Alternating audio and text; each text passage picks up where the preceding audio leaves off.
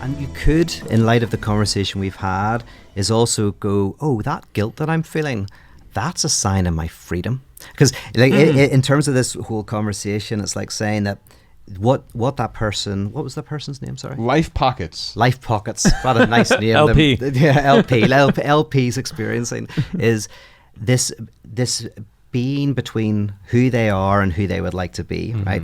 And we all live between who we are, who we'd like to be, what we have, what we'd like to have. And that experience of guilt is that experience of one's freedom. And if you can just shift your experience of that, you can go, yeah, you might want to change or whatever, but that shows that you're human, you know? So I go like, so you snap at me and say, I then, you feel guilty. So you feel guilty because you snapped at me. If I, you know, we're in a relationship and I say to you, it's okay. Like, I know you're stressed. That's a forgiveness of debt. So the lack and the guilt that you're feeling, the debt that you're feeling is now dissipated.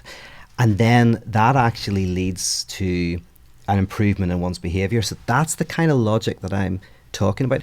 And this is displacement as well. So displacement is where you take anger that's generated in one place and you put it somewhere else. So a really obvious example is if you have a child and you're having to get up and look after the kid all the time, you can get annoyed at your kid. Yeah.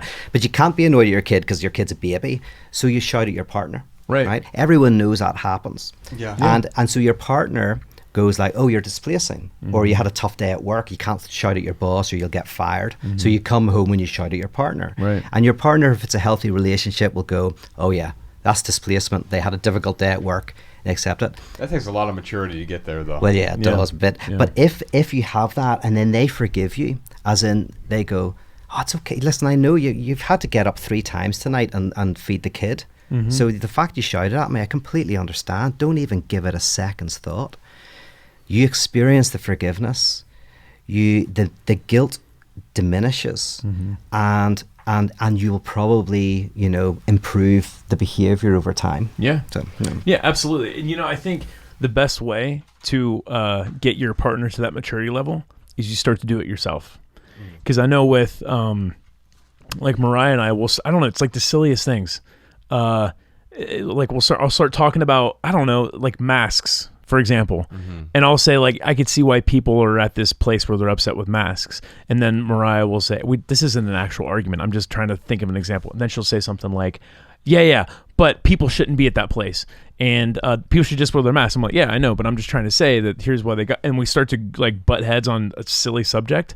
Like I'll stop and I'll be like, all right, like this is like we're getting angry for no reason about this subject that has nothing to do with our immediate lives. Yeah, well, that's what he was talking about earlier with the creationism, where someone that you respected came along and said, "Hey, this doesn't matter." And sometimes I think we can do that in our own relationship. Yeah, and like, right? and so when you step up to be that mature person, it makes your partner want to be that mature person also. Oh, absolutely. That's why we used to do a thing called the Evangelism Project, where I took a group of people to be evangelized by a different, say, religion.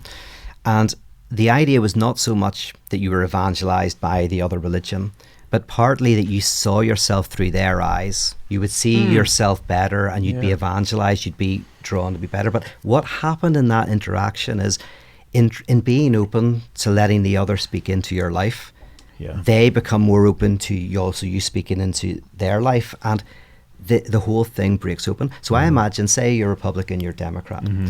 Traditionally, if you're Republican, you're trying to convince him to be a Republican. If you're a Democrat, you're trying to convince him to be Democrat. Sure. But in this different environment, imagine you came in and you said, I'm not going to try and make you a Republican. I think you can make me a better Republican. There's something I'm missing because I don't know why you're not a Republican.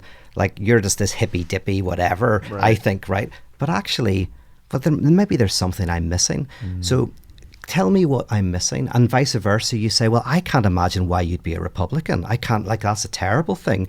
But am I missing something? Maybe you can make me a better Democrat. Yeah. And weirdly now, instead of trying to make each other the opposite, the other person becomes an instrument of your further transformation, an instrument of your further conversion. And then both sides kind of move forward. And there's one last thing on that, is that I do think that the majority of times that I see people falling for each other and really being drawn to each other, one factor I see is very important is that often they feel that they can say anything to the other, that the other can bear the weight of them and forgive them. So forgiveness is such a powerful thing that sometimes to meet someone who says, yeah, I can take your lack, I can cope with it, and I can forgive your lack, because I know that's where this desire happens and transformation happens. Yeah.